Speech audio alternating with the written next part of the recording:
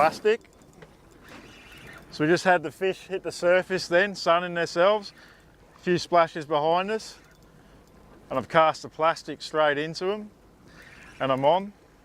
So what I need Dean to do now is if he can just drive the drive the boat around slowly towards those fish. We've got another one hitting the plastic behind us now, the squid strip.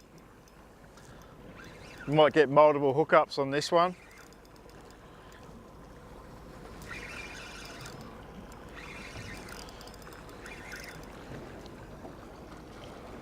When fishing for kingies, you always try and leave as many rods in the water as you can. That way you'll get multiple hookups because they tend to follow each other. So there's fish, what I call bow waking, behind this squid strip that's on the surface now. So sometimes just taking it away from them gets them going. Just slow that up please Dean and turn that way.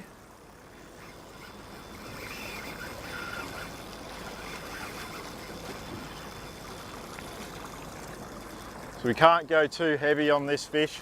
It's a light gauge jig head plastic, and if I go too hard he's going to tear off, maybe bend the hook open, but also rub his face on the bottom and snap us off. Just come round again please Dean. Just follow the fish round.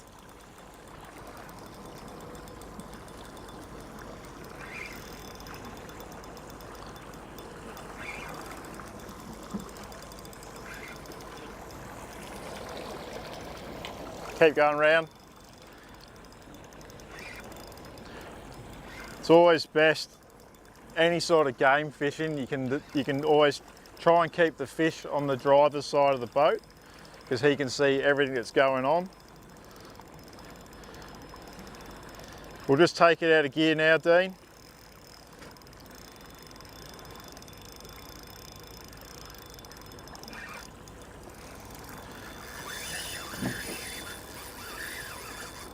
So GB, explain to everyone why have we pulled it out of gear now? Because I'm just trying to plane him up a little bit, try something different on the fish. Sometimes it helps, sometimes it doesn't. So I've got to... Also saying earlier on that it also lets the baits that we're trawling sink a little bit deeper. And That's right, yep. So we'll have to put the boat in gear again shortly because we'll end up snagging the bottom. So if we can put that boat back in gear. And what's happened here is the fish doesn't like the actual shadow of the boat, so he's running away from the shadow. That's why he's changed sides. Just in gear please Dean.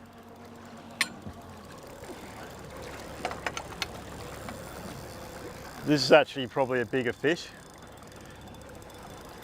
And what I've got to worry about is him actually touching another braided line and cutting us off. So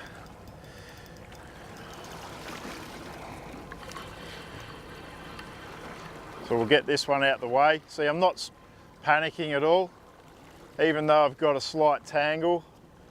Just take your time, don't panic, get that rod out the way.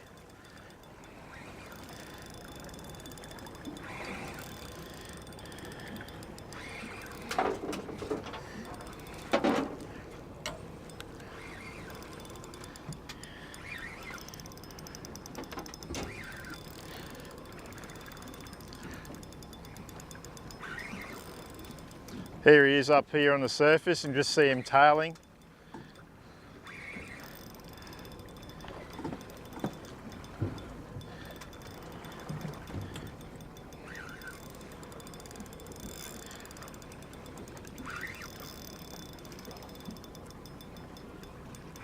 One thing I must say about kingies, you can never just come with one way of targeting them in your head. You've always got to have something else. You've got to have a soft plastic, you've got to have a stick bait. You got to run liveys, you got to run squid strips. Every day is different on kingfish.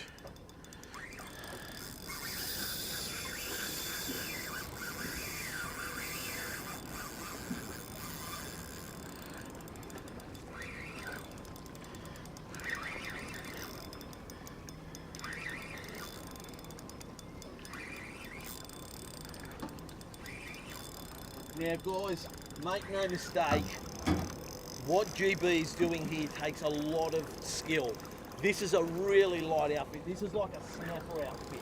And he's onto a king. So, mate, and he's winning. He's winning. We might just take that out of gear again, please, Dean. Yep.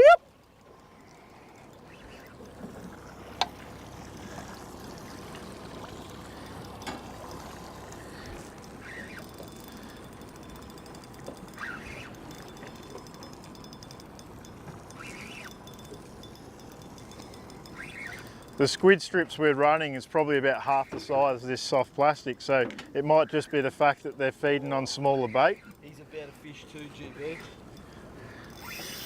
He's not over yet.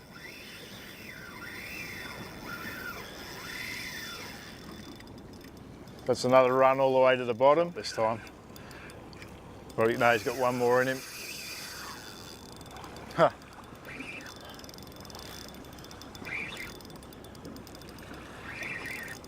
How big do you reckon he is, GB? He's probably around about 3 to 4 kilos. He's not a monster. I just brought a lighter outfit out just to be able to cast that right size plastic and work it properly. And as you can see, it really did work. So here we go. One last go. And guys, you've got to be careful because I've dipped the net in, and as soon as he starts to run, you've got to get it out of the way. Because if he cuts that line, all this effort's gone for nothing.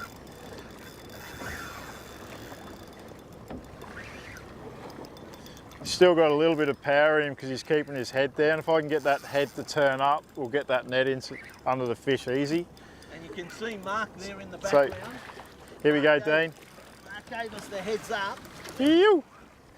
Thanks, Mark. So that's a better sized fish there. That's around about 1.5 years old. Taking the soft plastic there.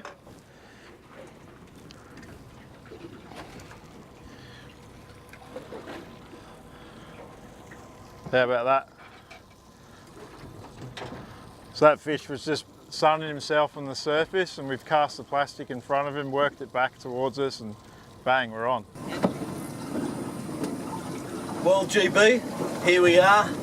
The end of another episode on a beautiful, balmy Melbourne night.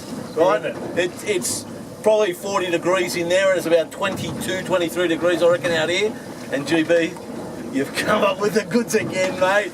Couple of nice kings, nice big pike. Well, actually 3 kings. 2 that we've kept on the boat, 1 that we let go, a nice big pike which we're going to use in a future episode on a gummy.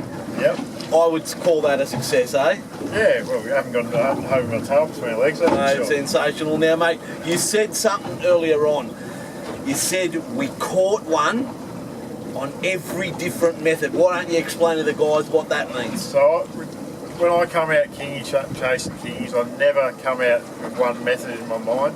I always try everything I possibly can. So it can be to do with the actual size of the fish that they're eating, or just the actual colour, or the actual fish they're eating. So we got fish on squid strips, we got them on soft plastics, and we got them on dead gars, swimming to gars. So we covered all the bases, and it paid off each way. It doesn't get any better than that, guys, and that's why it pays to come out with someone who knows what they're doing. GB never fails to produce, mate. Thank you very much again. It's been an absolute pleasure to have you back on the show. Are we going to have you for the next few episodes? Let's get out here again. Let's get out here. So, folks, hope you enjoyed the episode. We'll see you next time.